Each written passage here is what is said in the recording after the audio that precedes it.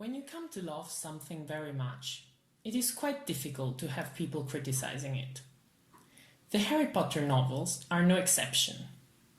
As a long-standing Harry Potter fan who, like many others around the world, has grown up together with the characters of J.K. Rowling's saga, it is not easy to cold-mindedly and objectively consider a full-blown attack against the books that somehow defined your youth.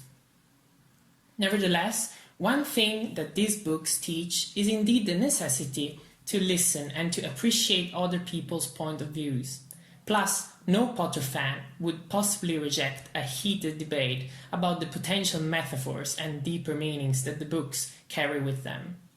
It is in this kind of spirit that I decided to respond to Roger Scruton's harsh criticism of the Harry Potter novels, in order to confute some of his sometimes completely misplaced conclusions. Let me start with Scruton's explicit criticism of what he calls, in a clearly denigrating manner, soft socialism. Leaving aside the fact that we are lucky enough to live in a democratic political system where it is perfectly legitimate, as even welcome, to express different political views, I cannot but wonder why Scruton should start a book review by directly attacking J.K. Rowling's tweeting activity. Is a book's quality related to one's personal evaluation of its writer's political stances? Maybe, but this is a purely personal perspective, which ties the entire judgment about the book to one's own political attitudes, which, just to complicate things, require an entirely separate discussion about their merits and flaws. What appears to me right from the beginning of Scruton's critique is that what he is mostly concerned with is not a fair and objective judgment of Rowling's creation, but rather a political statement against the left. It would still have made sense for him to embark onto this if he were to make a strong point about how exactly the Harry Potter books tie into his criticism of this soft socialism. However, his analysis of the books does not in any way reflect the political points he is trying to make. Firstly, Scruton falls back several times on the idea that Harry Potter is, and I quote, striving to reduce politics to a simple battle between good and evil. Now, it is just by listening to this comment that I know that he has not fully grasped, possibly not even read, the Harry Potter stories. Yes, there is good and evil in Harry Potter, but so there is in our world. Some things and actions are good and others are evil. Everyone can understand this simple fact. To me, it would actually be worse to claim that this is not the case. Of course, what Scruton means is that Harry Potter is simplifying this battle and its politics. I fear I must argue with him on his point.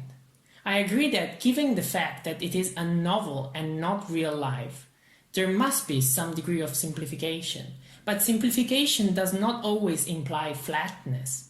All types of academic disciplines, from science to economics and back to philosophy, employ models to explain knowledge about the world. Real life cannot be reproduced on a one-to-one scale in its utter complexity, let alone in a book that is primarily aimed at children and young people. Nevertheless, the struggle in Harry Potter is all but simple and straightforward. True, there is much difference between the earlier and the later books, but such difference we also find in a young person's development. Life does not seem too complicated when one is 11 years old, as Harry is in the first book. But as one grows older, life reveals itself to be less black and white than one would have expected. Your teachers, which you first considered to be role models and guides, slowly become problematic figures, stricken by their own problems and doubts, incompetent and sometimes even malicious. One is not safe even within the safe walls of the school, where not everyone can be trusted, and students are often left to face problems by themselves. As Harry and his friends move on in life, their reality increasingly resembles the one we experience every day, and it is all but simplistic. Consider, for instance, the politics of the wizarding world, where corruption is widespread, lies are the norm, and truth is a sacrifice, while crucially being the treasured value. A government that turns the back against you, that should be protecting its citizens but instead ramps up discrimination and suppression, controlled by invisible forces of an evil that is much harder to identify. Scruton may be correct in saying that Harry Potter does not depict the world as it really is, but aside from the fact that it may not want to, there is little doubt that much of what is written in these pages looks dauntingly like what many in this world go through: hardship, discrimination, inequality, repression, betrayal, and failure. If this is simplistic, then I don't know what isn't. A related point has to do with responsibility, an aspect that Scruton thinks is absent from the Harry Potter story for various reasons. In his view, J.K. Rowling has created a world where, and I quote, responsibility is only in others' hands, and where children only need the knowledge of the spell that will summon the good that will protect them. The reason, he claims, lies in the substitution of religion with magic as the spiritual context of the story. I cannot but disagree with his interpretation, and I will explain why. First, Harry Potter is a story about taking responsibility in the face of adversity. Harry Potter is not a story about the characters sitting idly back and expecting others to improve the situation. If anything, Harry Potter is a lesson about rolling up your sleeves and fight for what you deem correct, whatever it takes. Even the spell Expecto Patronum, which, as Cambridge-schooled Scruton should know, literally translates to "I am awaiting a guardian," is just a projection of one's own spirit and dedication, rather than the intervention of someone else.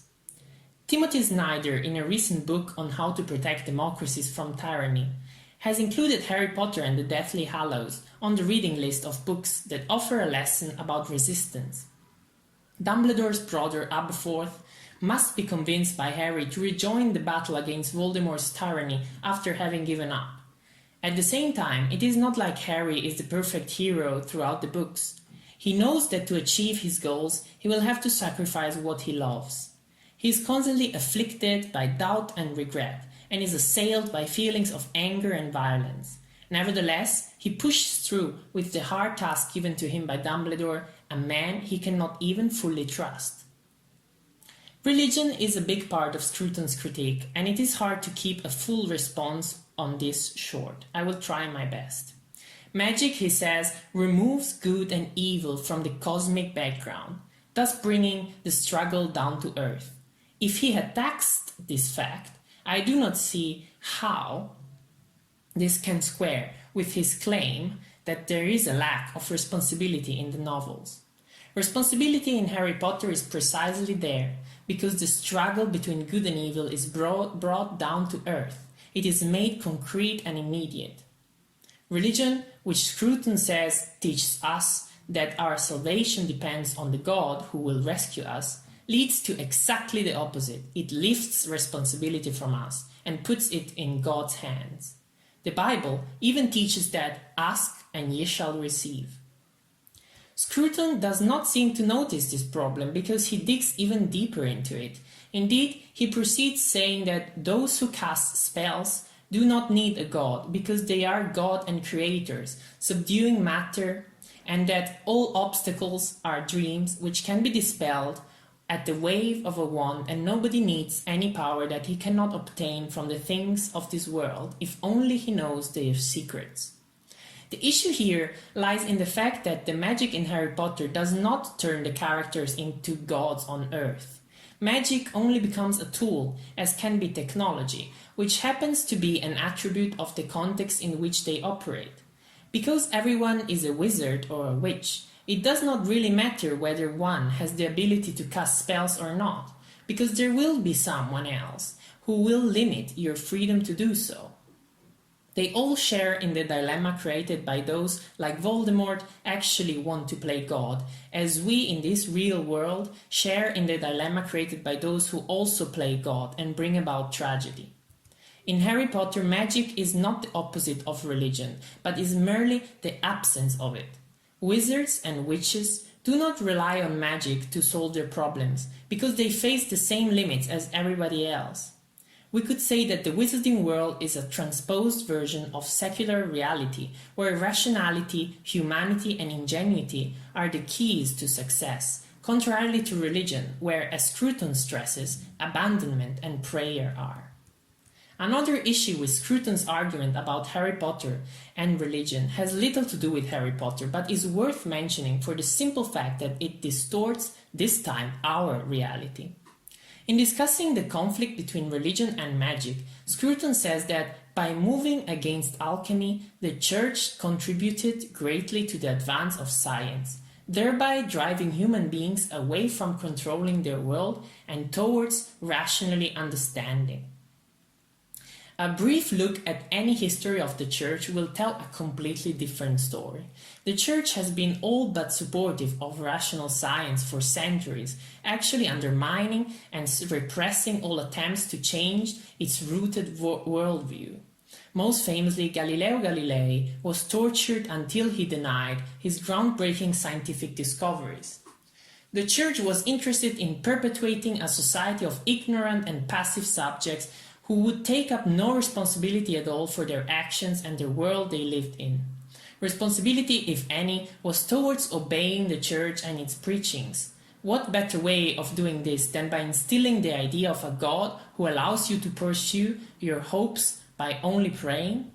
In reality, rationality and science had to trump or enter a long conflict with religion to impose their own version and values, which later became a new form of religion. To use Scruton's argument, it was science, not magic, that turned human beings into earthly gods. That is why magic in Harry Potter can be easily interpreted as a rational and scientific attempt to control the environment. If Scruton thinks that religion is to thank for having helped the coming of science, he should look somewhere else. One final point to make is the effect that, according to Scruton, the Harry Potter novels have as formative stories for young audiences. He is clearly skeptical, if not downright opposed, to their impact on young readers' values and beliefs. As he says, we expect children to grow up and expect a world in full comprehension of its complexity. Responding to this, I would just advise Scruton to read the Harry Potter books once again and ask himself whether he actually believes that the situations described there are not complex. It takes 7 books to defeat a wannabe autocrat who is setting up a terror-dominated regime of murders and kidnappings amid dying friends and family and seemingly impossible obstacles. What makes it possible for the characters to achieve their goals is precisely the complexity of their quest, which allows them to grow and stand up to their tasks. On a different note, Scruton's view that religion does instead offer such a preparation for children is hard to believe. Christian teachings introduce children to a doctrine that demands from them passivity in the face of threat and evil, and that puts great stress on the benefits of prayer rather than on action. Where it does action, it seems more in line with that soft socialism Scruton rejects than with anything else. Let me therefore end instead of start, as Scruton does, on a more political note. Scruton may well criticize Rowling for her soft socialist positions that, he claims, she can afford. But I am left wondering what exactly he dislikes about the promotion of values such as equality, solidarity, respect, and social responsibility. These are the values that the Harry Potter saga embodies, and that those growing up with it make their own. Children and teens reading Harry Potter will learn that some fights are worth fighting, however costly they may turn out to be. They will learn that nobody can be excluded or be deemed less important on the sole basis of their background. They will learn that those you thought were on your side may turn against you, and that those who you believe to be your enemies today may become your friends tomorrow. It teaches the value of friendship, honesty, and something that Scruton apparently didn't understand, humility. Maybe, and this is just a suggestion, he should practice some humility too. And as Dumbledore teaches, recognize the benefits of smaller things.